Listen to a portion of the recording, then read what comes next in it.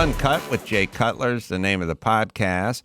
And also, you can check out his monthly meat subscription service, Cuts. We'll talk about that because I've been watching you. Well, I've been seeing you on TMZ and seeing your chickens being attacked by raccoons and that whole world. So welcome to the show. Good to talk to you. Yeah, thanks for having me on. I appreciate it. Yeah, I'm a fan. I didn't know you had this much personality when you were in the league. Don't take offense to that, but it seems like you got out and you really sort of got into your own. Well, I mean, I think whenever you have a big time employer like the NFL, and I was with the Bears for a long time, I mean, you just kind of have to toe the line a little bit. I think the culture back then was a lot different. I think now where we're at society wise, everyone's kind of taking more ownership with social media and everyone's got a little bit more of a voice. Back whenever I was playing, I think that, you're a little bit under the thumb of the organization, which was fine. I mean, that worked for me too. You played 12 seasons. You racked up over 3,000 completions, 35,000 passing yards, 227 touchdowns. You were a standout in high school. I think your team won the state, or at least one undefeated. You played quarterback and DB, 9 interceptions, I'm reading here. I played both ways in high school. I didn't play quarterback, but I always liked playing defense. I always thought defense was a lot funner than offense. But you were quarterback, so how did you feel? I loved defense, and I got recruited to play defensive back. My freshman year at Vandy, I was redshirting, and the coach asked me if I wanted to play safety. But at that point, like, my mind was made up on playing quarterback. But I loved defense. I loved the freedom of it, and I didn't mind hitting people either. So like that it worked. It worked well for me in high school. Did you ever throw a pick just so you could be a free safety again? Like, let's say you guys were up by 4 touchdowns. There was 2 minutes left in the game. Yeah. You ever just throw up a wounded duck just so you could play a little center field defensively? No, I never did that. But I always was like, all right, if one was thrown, which I threw them, I was always like, all right, it switched real quick. I was like, all right, we can tackle this guy. Let's get him. Because, I mean, most of the time, those defensive guys, they don't really know. I mean, they don't know how to run, but they don't know how to carry the ball. They don't really know what they're doing. Like, they're just so ecstatic that they got the ball that they're just, like chickens with their heads cut off, running around. When I was in high school, I was playing offensive guard, and the way I ended up playing linebacker too the next year is our quarterback threw a pick, and playing guard is so goddamn boring. And I always played defense in Pop Warner. So when he threw the pick, I was like, okay, good. And he threw the pick, and I just hustled down and stuck the guy. And when we were doing the film session, the coach was like, Whitman, you threw the pick. Oh, Carolla, nice hit. And then he was like, maybe you should be playing a little defense. And that's how you got over it. Offensive line is boring. I mean, my God. You're literally just banging heads every single play. There was over and over again. Zero satisfaction, lots of mini concussions, and little pay. And certainly you don't get laid. Now, are you, the philosophical question, Sure. Are you satisfied with your NFL career? Great question. I think I would say yes and no. I would say, I think there's probably still stuff left in the tank, but I think that's most players. I think there's very few players that get to the end and say, hey, you know what? I did all I could do. I mean, they're definitely out there, but most careers are cut short for reasons that, you can't control. Either you got hurt or you weren't good enough, or the team just said, hey, we'll find somebody else that's cheaper. At the end of mine, I felt like I was done. I didn't want to go to another team. I didn't want to start over with coaches and players and forming those relationships. Looking back on it now, did I have more left in the tank? Absolutely. So it's a little bit, I kind of ride that teeter-totter. But I can't change it. I'm happy that I'm out now. I'm not sure that I could deal with where the league is right now. I think I would have some problems with some of the things that are happening. But 12 years is a long time. So had a good run. What problems do you think you would have in today's NFL? Just with some of the mandates and how they're working with COVID and, putting players, it's kind of, I feel like it's very unfair for the players at this point. Yeah, so we famously, there was the whole kerfuffle with Sage Steele, and she got suspended. She was on your show, and I think it was very end of September. Yeah. We're now going on about 3 weeks since that went down.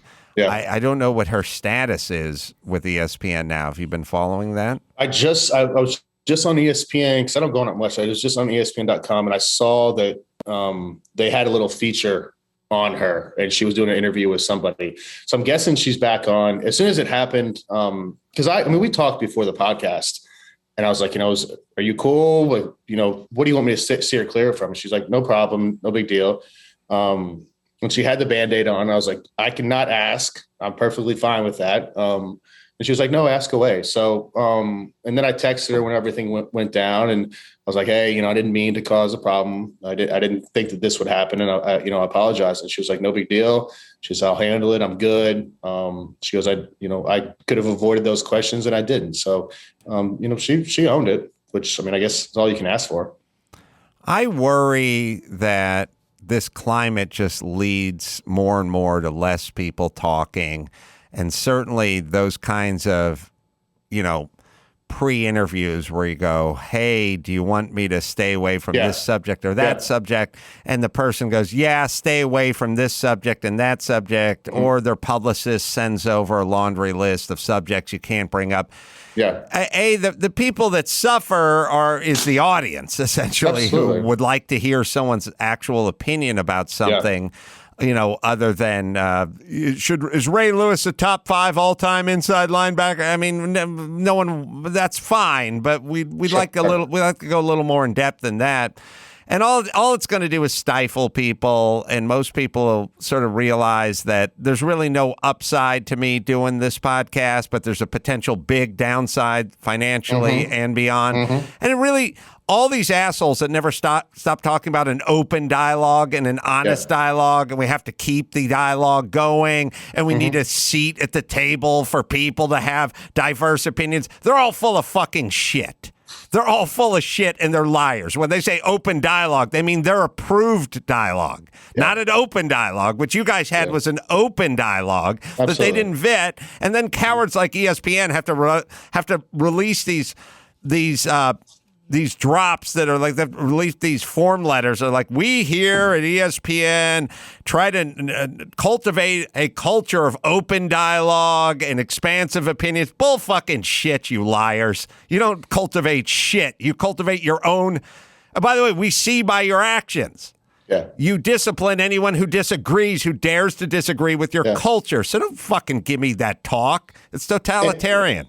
And at the end of the day, she wasn't disrespectful of them by any means. she handled, I feel like, she said her opinion. She said it the right way. She was open and honest. And, to your point, like the authenticity of people are pretty much gone. You have this far right side and this far left side. And I don't want to call them extremists, but like they're very extreme in their beliefs. And the whole middle ground of where I think a lot of Americans try to live and that's where the belief system is on certain political things, religious things. That whole section of people are being very quiet right now, because if you don't pick a side, one of those sides is going to get you. And it's just a shame, because, I think there's a lot of smart people out there that aren't saying anything, and they're scared because, they don't want to get in trouble. They don't want to lose their jobs. They don't want to lose family or friends over some of these things. Yeah, she was respectful. She just... And the other thing about it is, with these woke douchebags, is you can never do enough. Like, you go, I've been vaccinated. I've been double vaxxed. I've been triple vaxxed. I got the booster. I got my whole family vaccinated. I'm just saying I believe it should be up to the individual to decide whether, he's an anti-vaxxer. Yeah, that's your yardstick that you measure people. You're an anti-vaxxer that's been vaccinated. Yeah. It doesn't make sense. And I don't understand how we got to a point where, we can't have these dialogues. We can't have our own opinion. Like, if the vaccine works and you get the vaccine, you should be good then. You shouldn't worry about anything, right? You're putting unvaccinated people in danger. Come on, Jay. I mean, it just doesn't. I mean, I try to use common sense with a lot of this stuff, and I don't have a platform here of saying, get the vaccine, don't get the vaccine. I don't care what you do. Like, knock yourself out. Whatever you feel like your thing is, do it. It's just like we've lost common sense in this whole debate of getting it, not getting it at this point.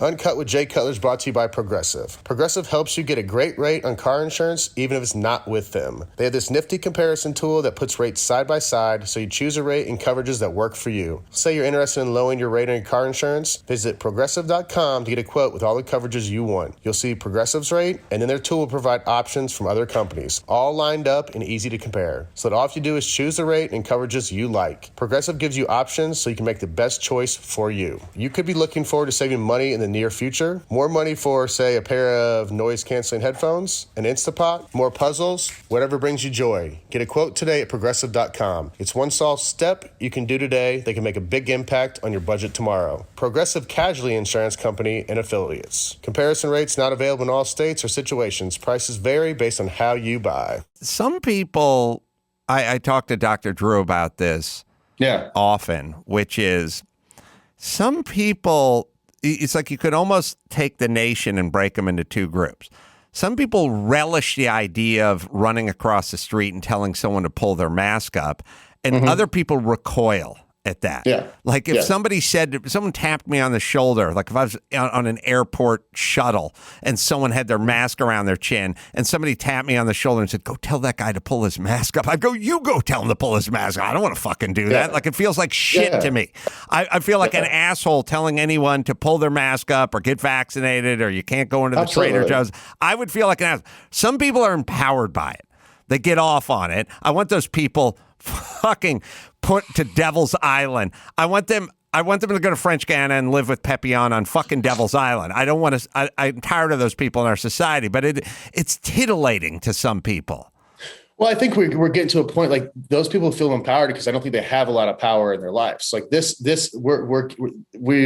we've now given people this power over other people where in reality they might not have that power over anybody. Right. And so, you know, that's something that's completely new. And there's some people, like you said, that they get off on that. They relish in that. They love that. They love being able to be in a situation of power, and we've made it okay. And I don't think it is okay. I mean, it's definitely not okay in my book.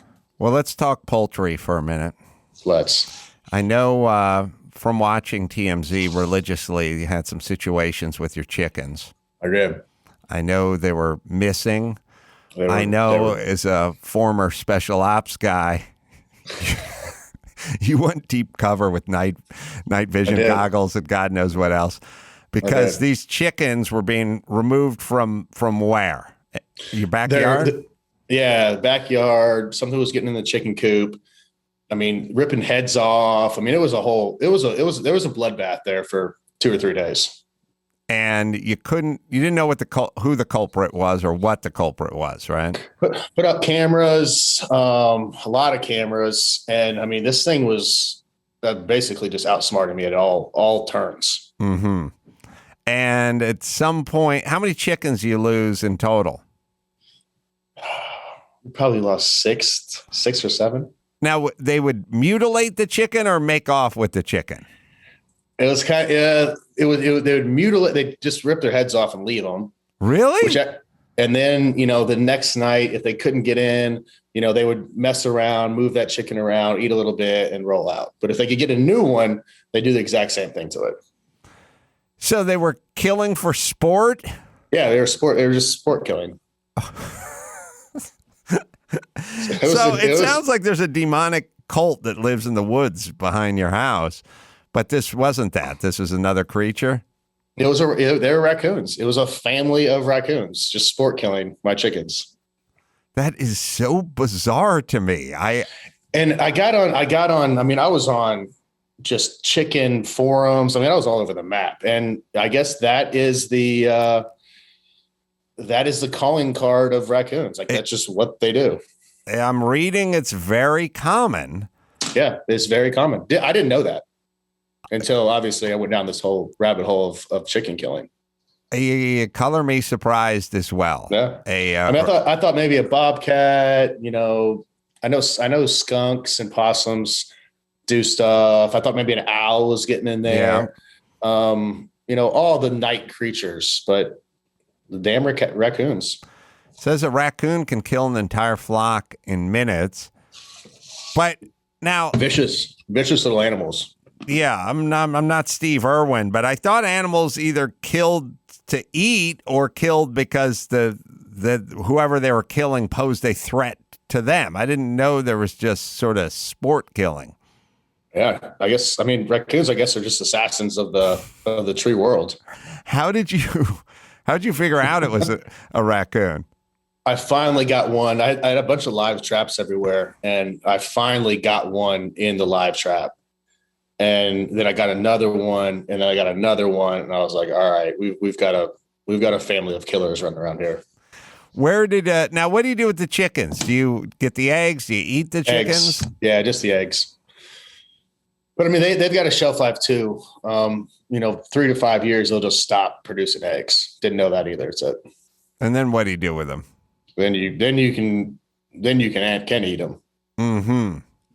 So, and by the way, I didn't grow up on a farm. When they talk about grabbing them and just breaking their neck or doing whatever, I could never do any of that stuff. It'd freak me out. You can kind of grab them and then just kind of like whip it. And they do it with birds and stuff like quail and stuff like that. And you can just rip it. And a lot of times the head just will pop off. Really will just come off. It just pops off. I shouldn't be laughing, but it's. The animal world and where your food comes and people just don't realize the killing that is involved in when you go to the supermarket. These animals didn't just show up like that. They were killed in certain ways, and it's not pretty, but it's just the cycle that happens. No, I know. I'm an ugly American who chooses not to think about it. But yeah, no one does. I'm not as bad as there's all these hypocrites out there that are they're against hunting, but they eat meat and they just announce. It's kind of part and parcel of where we are now. They go, I don't like hunting. And you go, well, you do eat meat, right? And they go, oh, yeah, I eat meat. And then you go, where do you think that meat comes from? And they go, I know. Yeah. But I don't like hunting. And that's really kind of where we're at with COVID and society and everything else. It's a bunch of non-thinkers making proclamations. And then they sort of expect us to go, okay, I'll stop hunting. I'll see you at the Ruth Chris tonight for a steak. Yeah. My buddy calls it situational ethics. Whatever works for you in the time and you can ethically and morally be okay with it. That's how a lot of people are operating. Well, where did you get your ethics? I know you grew up or were born in Santa Claus, Indiana. Grew up in Santa Claus. I was actually born in Georgia. Grew up in Indiana. I guess my dad was Indiana State Police.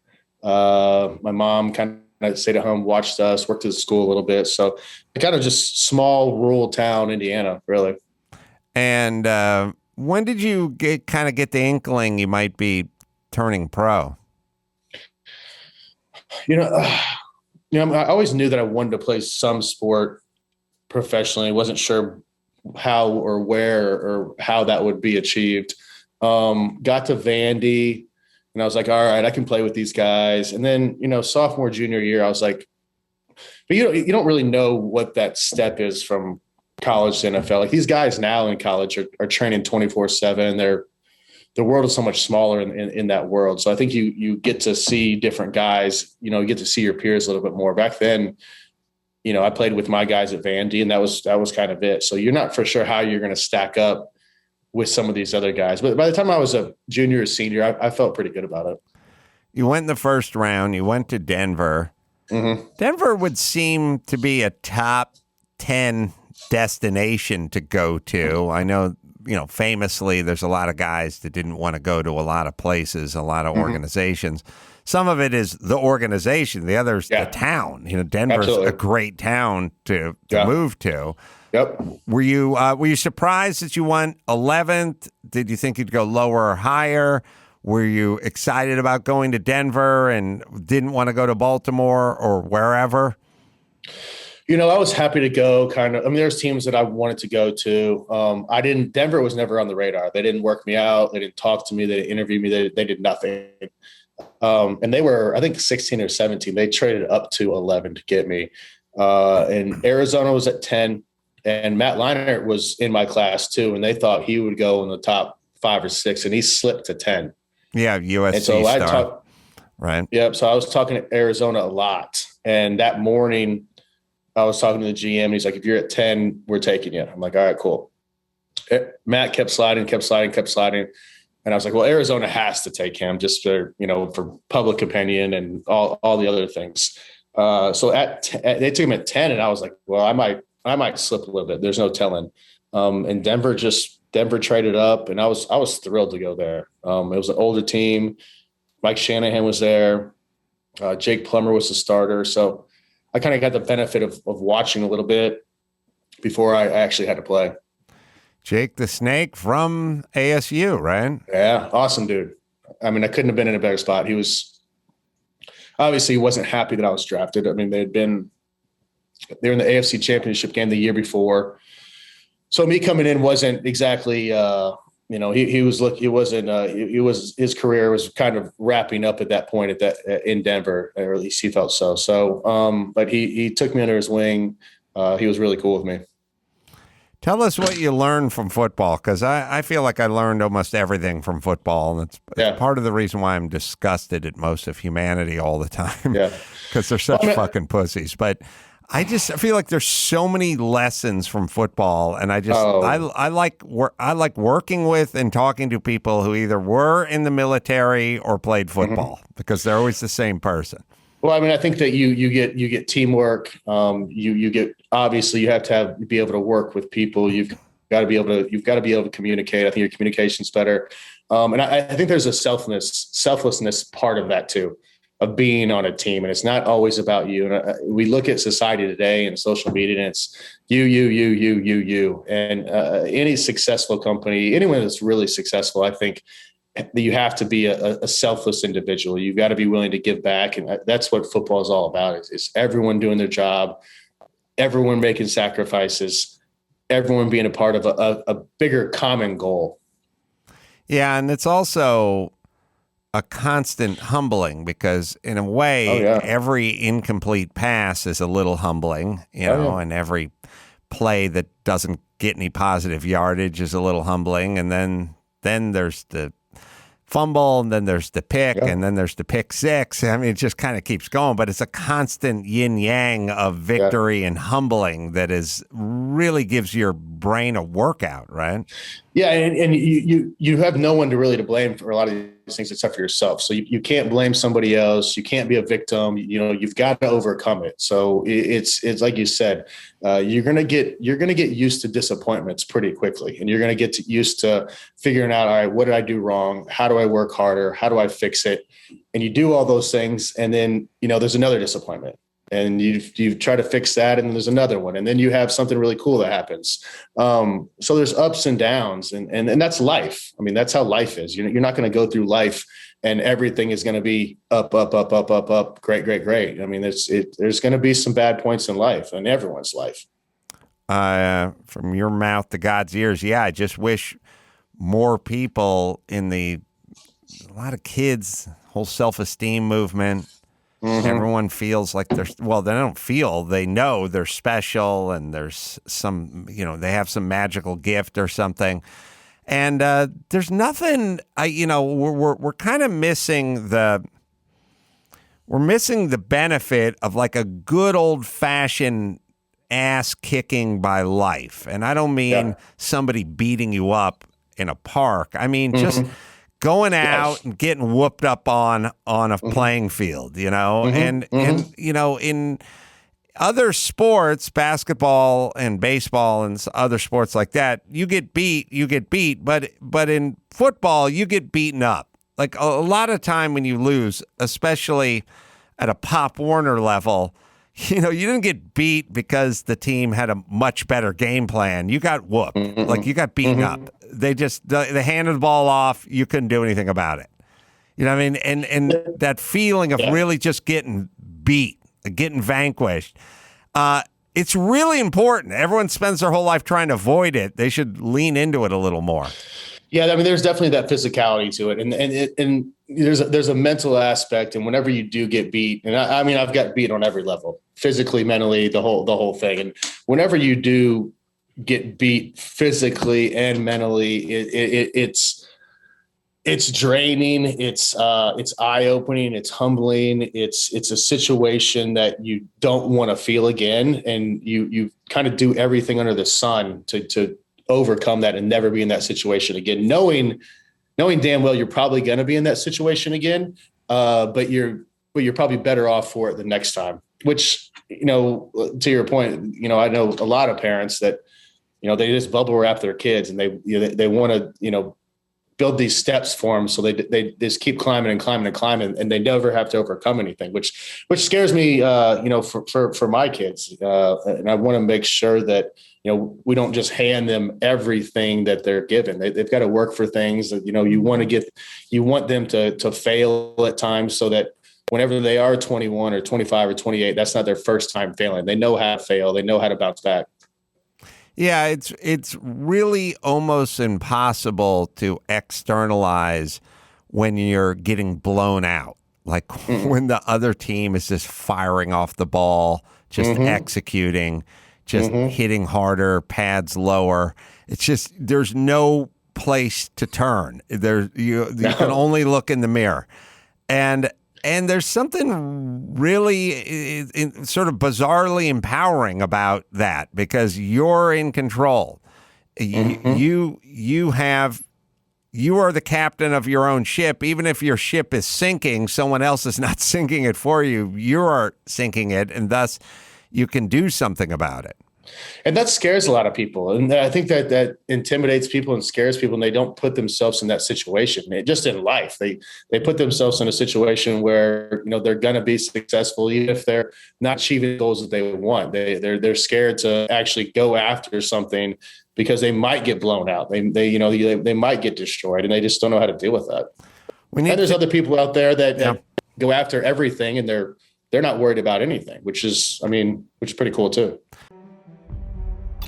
Every 60 seconds, not one, but two children are trafficked.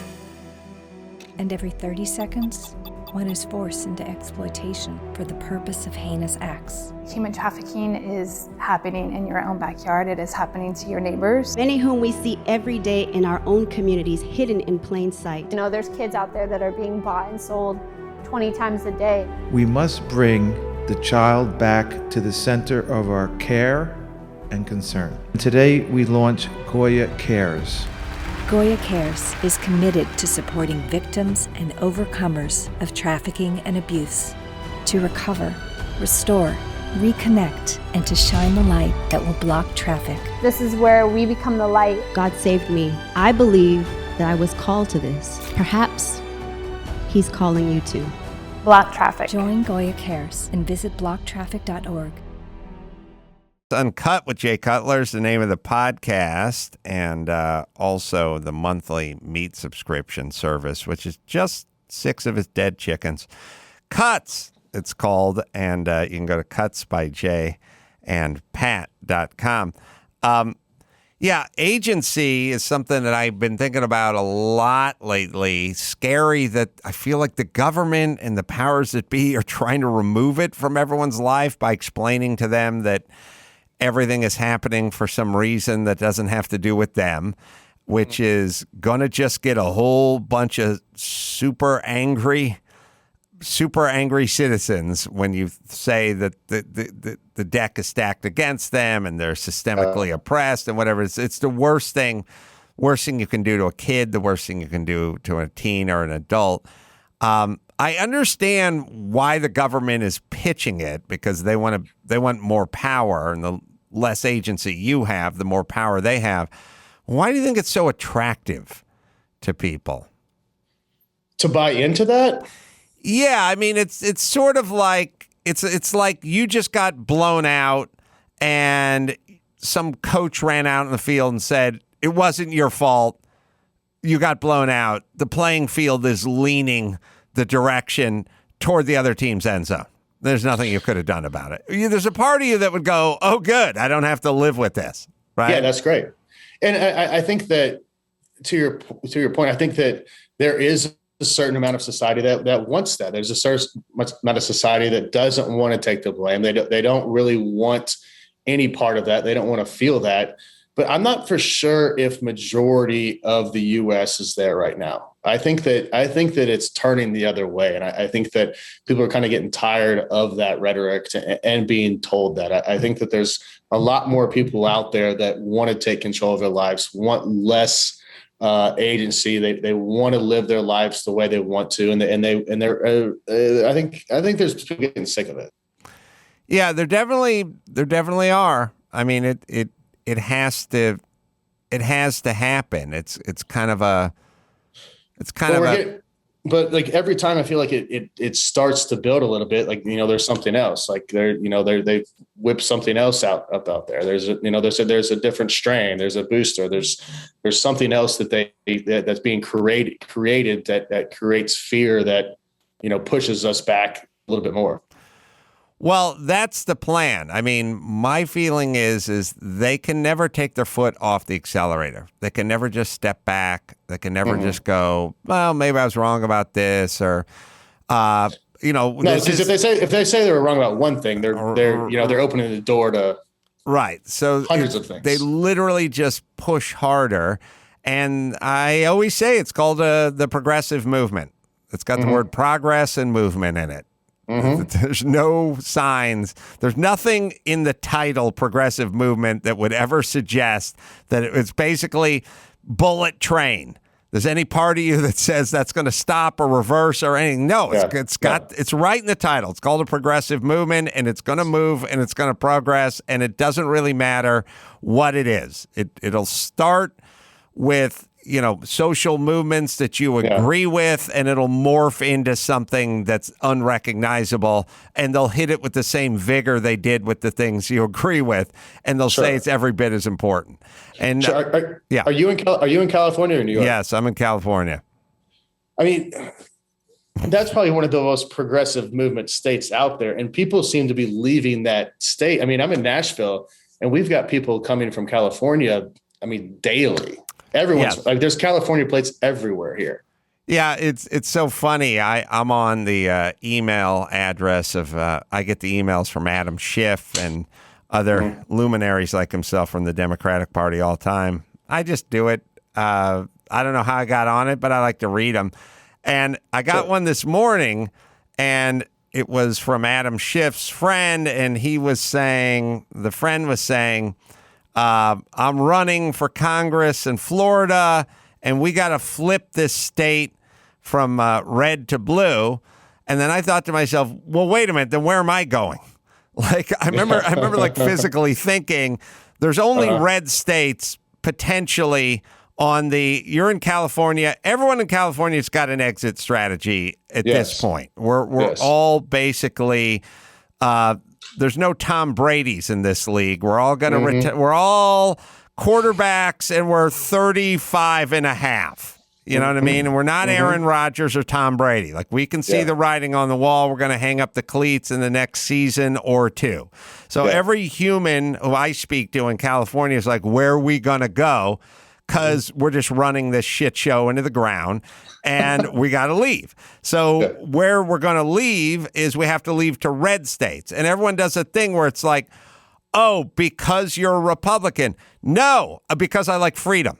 And because I don't want to pay 52% in taxes, and because I don't want my 2-year-old masked up for no fucking reason. So call it what it is. You can go Republican or Democrat. I'll leave that aside. I just want to go to a place where I don't have to pay overregulated, pull a fucking permit to take a shit in my entry hall bathroom, and a little freedom, a little autonomy. That's all. Yeah. And so I don't want Florida to turn from red to blue, because I'll just have to cross it off the places I could potentially go.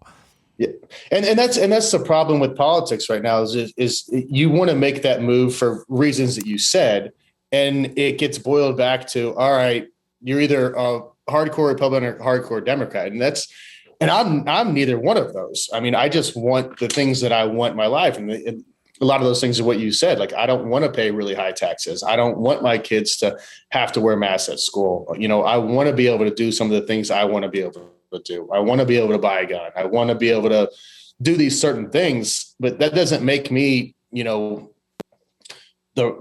most Republican person in the world. I mean, there's a lot of things that I agree with on the liberal side, and especially a lot of the socialist stuff. So it's just a shame that we're in that place where, you have to be so one-sided on this. Well, it's kind of interesting because I'm with you. I'm socially liberal. Get an abortion, smoke pot, Sure. pray to whatever you want to do, marry whoever you want to marry, whoever you want, and whatever, which is fine. There's all that in California. But I'm not a black lesbian who hates guns. So I'm a straight white guy. So in a way, that's great. We're all down with the cause, but I'd like to go to a place because I have my own needs and issues that don't have to do with gay marriage or the trans community or, indigenous creatures that weigh less than an ounce that cannot be killed because we like an aqueduct or something. So I would just go to these other places. So it's interesting. See, it's kind of interesting where people go, well, you live in California because maybe you're down with the cause, like gay rights and gay marriage and rights for indigenous people or whatever. You're down with the whole cause. All right, fine. But it doesn't mean you want to pay a shitload in taxes, and it doesn't mean you want to be regulated. It just means you're down with the cause. Yeah. I will feel the same way when I move to Nashville. I'm not doing it because I'm against gay marriage. I'm moving there because I'm not gay. I'm not getting married to a dude. So while I'm for it, it doesn't impact me. But I'd like to own a gun and I like to pay less in taxes. Exactly. But you can't say that because I know you did, but no one wants to hear that. I know. That's the problem. It was from Val Demings, is the person I got the email from this morning, and they want me to help turn Florida blue, which once again, that just means all the people that are fleeing California are going to have to cross Florida off their flee zone list. Now, so for you, and I'm the same way, you get a ton of shit from all these hypocrites who essentially their rules are you have to think how we think, otherwise we can't have lunch, which is fucking retarded. So my feeling is like, fuck them. But how about you? How's this affected you and in your world? I'm new to the podcast world. I'm new to the whole media side of it. I was always on the other side of the media, being interviewed and stuff like that. So dipping my toes into this has been different. It's been eye-opening. And I think that you have to be, I didn't really pay a lot of attention to politics or really anything. I worried about, my stuff, my family. So I think you have to do your homework. You have to be educated on, both sides of the fence.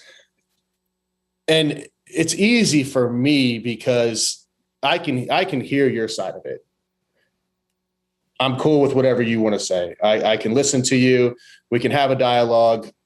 You're not going to hurt my feelings. And if we actually have a conversation, there probably are some things that I'll agree on with you.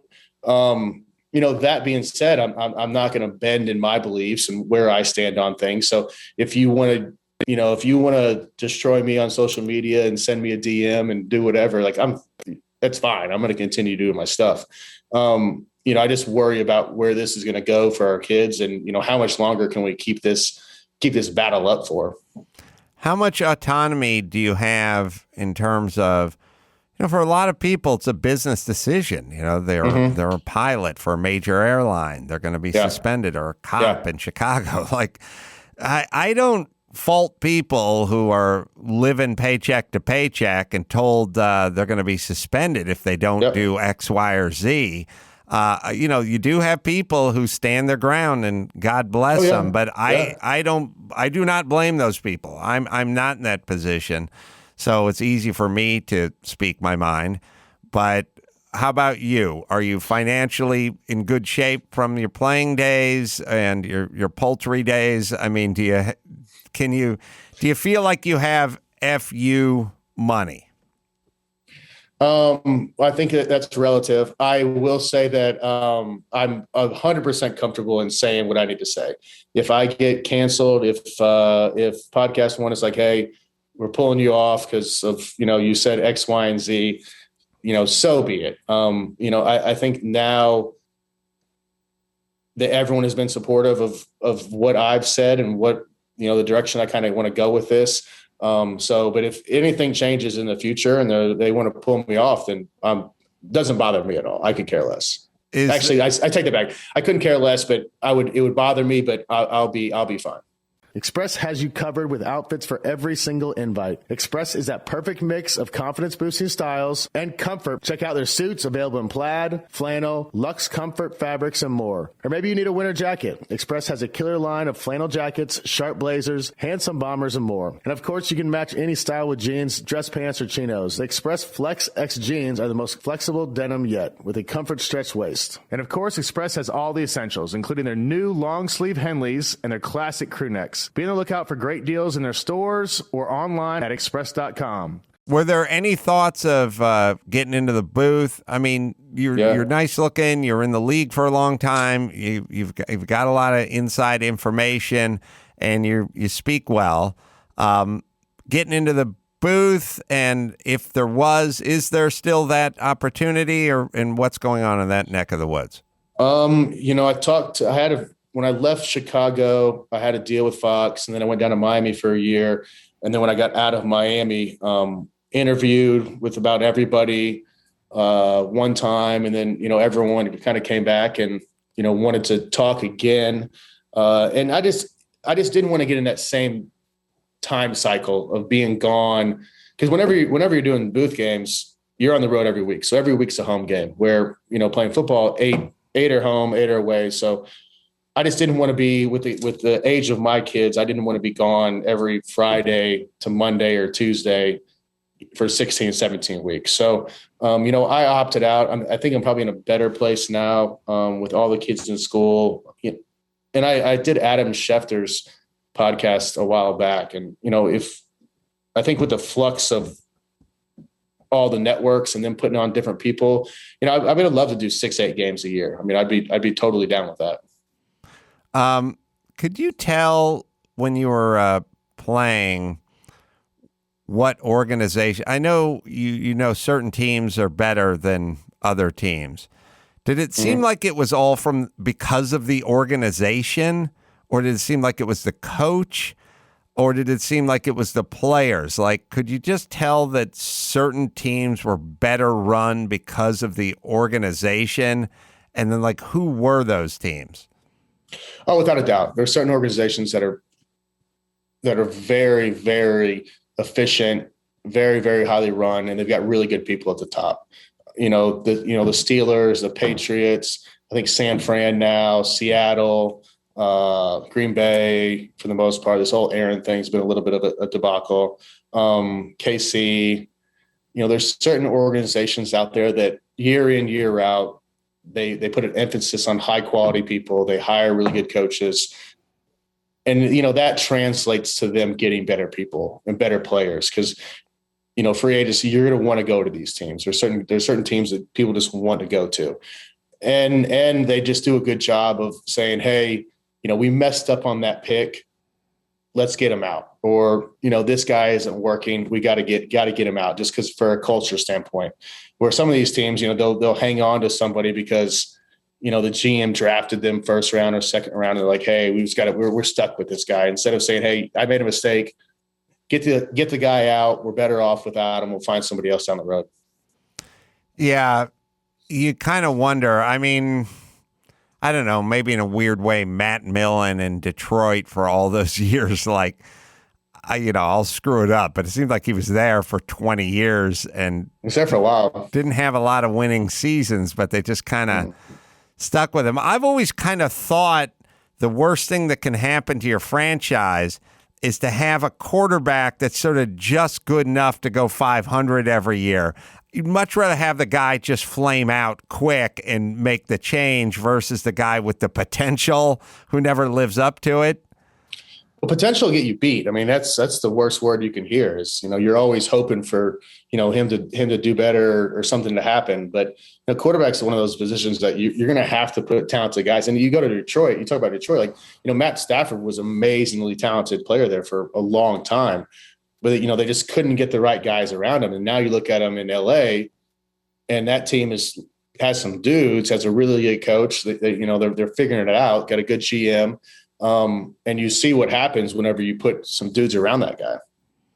Yeah, I was speaking to my old friend who I played Pop Warner football with, although I don't know, when you were growing up, what'd they call it? Pee-wee football or something? Something I other? think it was Pop Warner. It was Pop Warner. Yeah, that works in some states and others. People don't know what I'm talking about. But Pop Warner was an old football coach, by the way. Yeah, that I looked up at some point to figure out why it was called Pop Warner. It was called Pop Warner. Well, when I was 9, I'd just be like, it's called Pop Warner because your pops warned you if you get hurt. I mean, it made sense to me when I was 8. But I was talking to my old friend Eric Kramer, who played for he played for the Bears, your Chicago Bears for a couple good seasons back in the day. A good piece before you got there, but probably not. Maybe a decade or more. But it wasn't like you guys missed each other by a country mile. How many years of Pop Warner did you play? So I started playing football. I started playing tackle football in 5th grade. Mm-hmm. Did you want to do it? Were you pushed into it? I wanted to do it. I was dying to do it. Why'd you wait till the 5th grade? It wasn't even offered. Oh, they didn't have it before that. Didn't have it. No, these kids now are playing when they're 4 and 5. Right. Tackle, which I think is a little bit crazy. Actually, I think it's a lot crazy. But we didn't even have it at that point whenever I was growing up. So you played as early as you could play, which was, I don't know, 12 or whatever, 11, something like that. 11. So right. 11, 12. Yeah, that was my first year of tackle. Played flag when I was in 4th grade, and then tackle, and then played, didn't stop. Loved it. How were your parents with it? Were they encouraging? Was mom worried? Was dad pushing you? How'd that work? Dad wasn't pushing me. I mean, I was begging him. I played soccer, growing up as a younger than that. So, but I mean, I always watched football, always wanted to play football. So I was begging them to let me play. I think I was so adamant about it that my mom, who was terrified at all games, at all levels. I mean, even in the NFL, she was terrified. I think she knew how much I wanted to do it. So she wasn't going to try to persuade me not to play. So I started when I was 7 or 8. So I started early with tackle, and then later on sustained some sort of horrible shoulder injury after, I don't know, my 3rd season or something. My shoulder was out of socket for 4 days. Wow. So yeah, it was big time. And so my family, who all hated football but waxed poetic about soccer, wanted me to go play soccer after because of this horrible injury I had. But then I realized you can go from soccer to football, but you can't go from football to soccer. I was like, I'm not going to run around with those pussies in their glossy shorts. I'm going to hit people. Like, I got a helmet and shoulder pads and thigh pads. Like, the greatest thing you'll ever put on is thigh pads. Not Warren Sapp type, I don't wear thigh pads, but real thigh pads, you can hit them with a baseball bat. You don't even feel it. It's awesome. The shoulder pads, same thing, hit it with a baseball bat. So once you get that shit on, you're not going to the dolphin shorts and the tank top and chasing a ball around. Once you're in it, and once you're cool with being hit and hitting people, that grind and that give and take, and that there's a lot of you're willing yourself out there a lot of times, and you're willing your team, and like once you get once you get that that itch and that high from it, there's no chance you're going the other way. Yeah. Now, to circle back to the thankless line, I don't think line jobs, offensive line, defensive line, at some point in the practice, but you probably, sure how this goes, Pop Warner, high school and beyond. Mm-hmm. But at some point, our practices would be, all right, everyone get out there, run a couple laps, like get a little lather going, mm-hmm. get some blood circulating. Then it was all just team calisthenics, right? Everyone line it up. We're doing push-ups. We're doing jumping jacks. We're going to do that move where everyone runs in place. The guy goes, and everyone's down on the ground and then back up again, running in place. It's the worst thing ever. Oh, yeah. And there's a lot of that. And then at some point he goes, all right, skill position guys over here, linemen over there. And the quarterbacks and the running backs and the wideouts, they get to go actually play some version of football. Yes. The interior linemen just sign up for more torture. All right, we're going to go over here.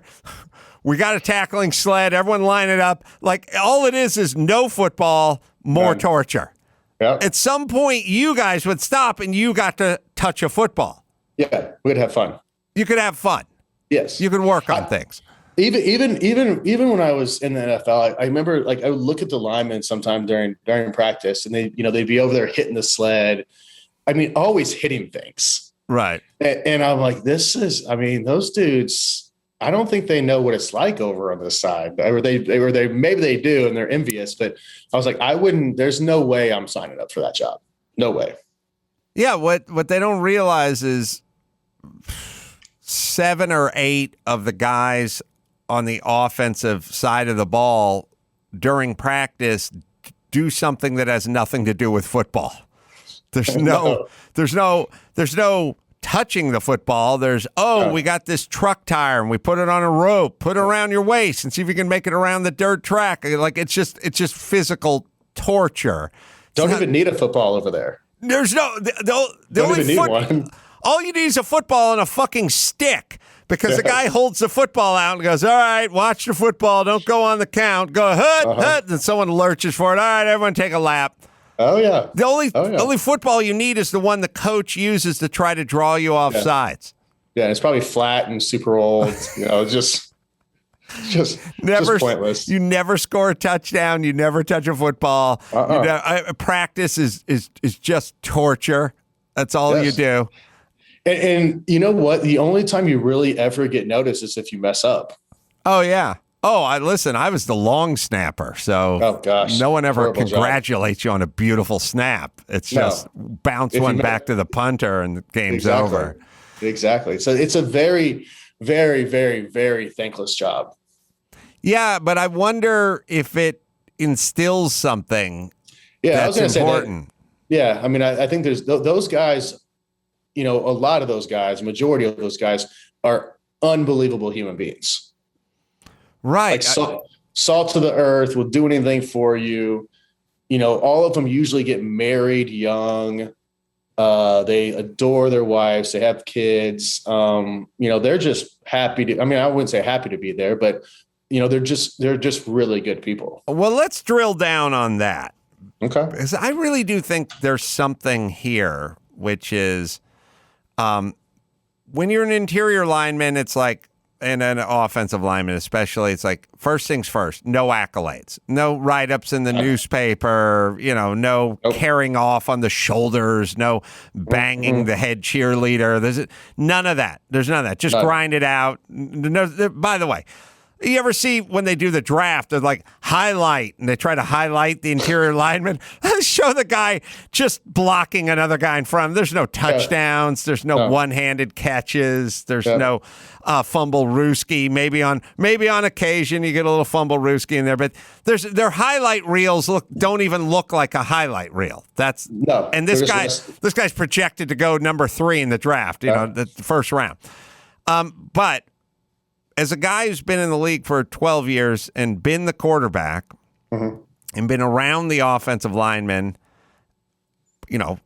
permanently and around the skilled guys, the guys that ran the 4.3 40s, the guys with the gold chains, the guys who were banging the cheerleaders and were on the cover of Sports Illustrated. Yeah. What is the dynamic? Like those guys, like if you said like one of these guys, I'd like to run my business for me or babysit my kids or look after my home when I'm on the road, or like what is the dynamic between those two, the interior lineman and the skill guy? Not not the exceptions, but just the sort of basic thumbnail sketch. You know, I think you get into a situation where like those linemen know that they're part of a team. They know that their job counts every time. They're not looking for you to, you know, they're not divas. They're just out there. Hey, I got to do my job. I'm here to do my job. Tell me what to do. If I get a pat on the back, sometimes great. Where, you know, the other side is, you know, they are, you know, they're most of the time they're eccentrics. Most of the time they want a lot of attention, and rightfully so, because they've got it their entire life. That's just that's how they've been brought up. And it's more of a me type of thing. And sometimes, you know, you got to baby them a little bit and you've got to coddle them. And where an offensive lineman, like very few of those guys are getting coddled. You know, if you don't they don't do their job. And I also will say this, like the offensive line, not only is it physically demanding, but like they're on every single play. Like most of the times, every single play, they have to block somebody. They have to get it right. Where a receiver, he might just have a route on the backside and he's just running off. So it doesn't matter really what he does. Right. It matter. Every single play matters most of the time with the O-line.